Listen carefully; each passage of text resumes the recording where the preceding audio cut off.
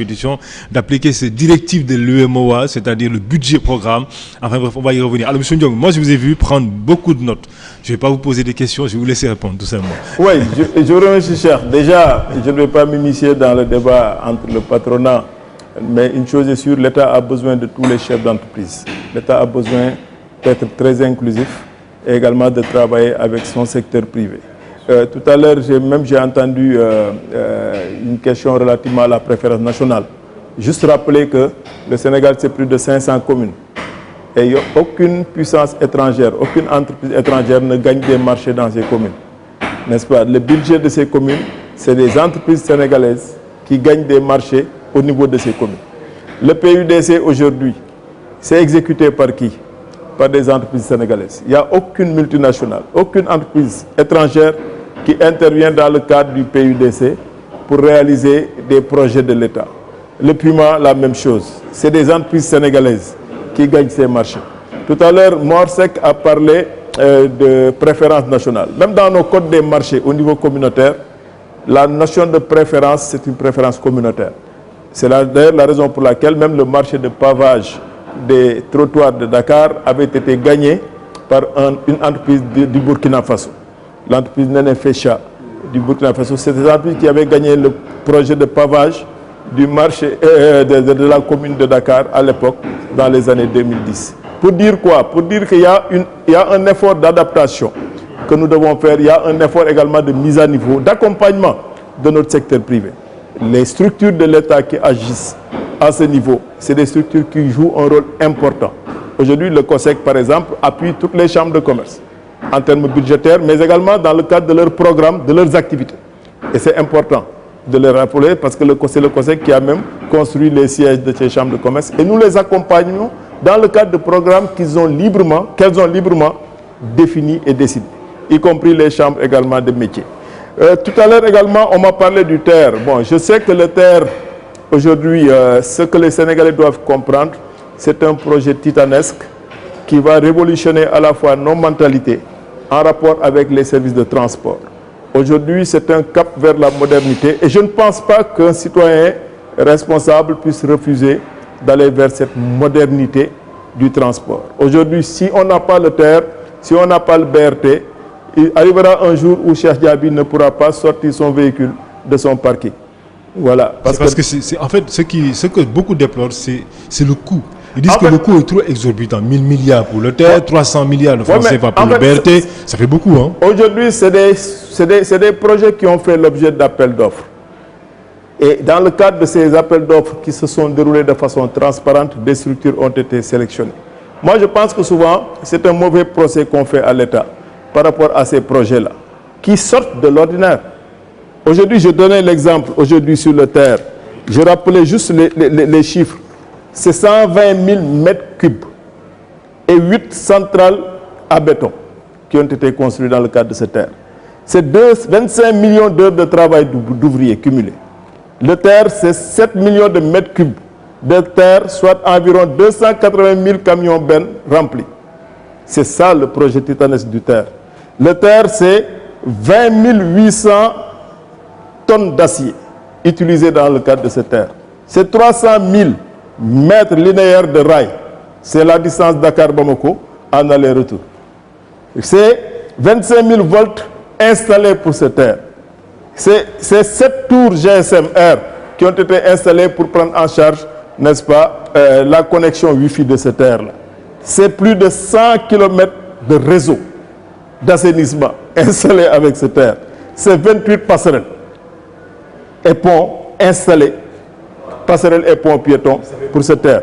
C'est juste pour dire quoi?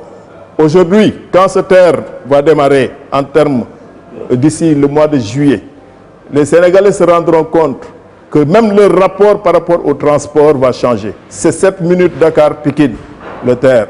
Est-ce qu'on veut, nous Sénégalais, est-ce qu'on veut demain pouvoir faire en 7 minutes Dakar-Pikine? La réponse est oui. Mais est-ce que c'est et le BRT également va jouer un rôle déterminant. Mais au même moment, ce qui est impressionnant, c'est qu'au même moment, on a pris en charge également les préoccupations du milieu rural à travers le PUDC, le Puma et les autres leviers Promoville. Aujourd'hui, si vous allez à Sédhiou, vous allez voir ce que le Promoville a eu à faire à ce niveau, au niveau de Sédhiou. Est-ce que le projet de TER sera toujours viable? Parce que le TER devait commencer à rouler depuis longtemps, mais on voit que ça a accusé un retard terrible. Hein. Et là, forcément, ça va impacter sur le coût aussi. Aujourd'hui, le TER, c'est les tests dynamiques, les tests de sûreté qui retardent plus ou moins le TER. Parce qu'aujourd'hui, pratiquement, tout est en place. Les gens ont eu à faire les tests, mais c'est un transport qui doit changer même la façon, notre rapport par rapport au transport public en général. Donc, il est important quand même que les Sénégalais apprennent souvent à être patients par rapport à certaines dispositions. Peut-être qu'au niveau communication, ça a pêché un peu, mais une chose est sûre, le TER est vital pour notre pays, parce qu'au-delà de notre pays, vous allez voir, parce que tout à l'heure même, M. Ndour a parlé de Dakar-Bamako ferroviaire, mais le financement est bouclé. C'est un projet qu'on a avec le Mali. Parce que la privatisation malheureuse de Transrail ne date pas de longtemps. Voilà, ça a été un mauvais choix qui a été fait par les anciens régimes, ce qui a retardé. Parce que Transrail, on lui avait concédé le rail, alors qu'ils n'ont pas mis 1 mm de rail. Ça aussi, c'est un lourd héritage. Il a fallu que l'État du Sénégal et l'État malien s'accordent pour pouvoir prendre en charge ce projet structurant. Et vous vous rappelez quand le président Macky Sall était allé au FMI, oui, devant Christine Lagarde, qu'est-ce que le président Macky avait dit? Que le ferroviaire est vital pour l'Afrique et nous allons trouver nous-mêmes les moyens, si les partenaires techniques et financiers ne nous accompagnent pas, pour réaliser ces projets structurants. N'est-ce pas? Donc moi je pense que ce qu'il faut retenir grosso modo, l'État accompagne la PME. Nous accompagnons nos PME à travers beaucoup de leviers. Aujourd'hui, la PME sénégalaise gagne des marchés dans les communes, à travers le PUDC, mais également dans les projets structurels de l'État. Et demain, la révolution sera quoi, cher? Oui. La CDC, Caisse de dépôt et consignation, aura des antennes dans les 14 régions du Sénégal pour pouvoir préfinancer ces PME dans le cadre du programme que le président Macky Sall a eu à mettre en place pour pouvoir accompagner davantage la PME sénégalaise, qui n'aura peut-être plus besoin, n'est-ce pas, qui aura la possibilité de lever une des contraintes majeures de la PME sénégalaise, qui est l'accès aux finances. Je reviens à vous pour le mot de la fin. Alors, il faut qu'on touche quand même le dernier point de l'émission, c'est important. Alors, au moment où l'année 2019 également, on va dire, tire à sa fin, l'État du Sénégal annonce un changement, c'est-à-dire le budget programme, une directive de l'UEMOA, et également aussi le président Ouattara, un exercice également, qui annonce tout simplement la fin du franc CFA. Alors, quelle passerelle mettre en place pour le budget programme et également la nouvelle monnaie qui sera appliquée donc sous peu normalement d'ici juillet, l'écho? Juste 30 secondes pour dire au DG du COSEC que les arriérés intérieurs de l'État se chiffrent aujourd'hui à plus de 170 milliards. Les obligations impayées. L'État doit aux entreprises locales énormément d'argent. Et ça impacte sur leurs besoins en fonds de roulement, ça impacte sur leur rentabilité, ça impacte sur leur investissement futur. Oui. Malheureusement, si vous voyez, l'État accumule sur de longues périodes des impayés, des arriérés, et malheureusement...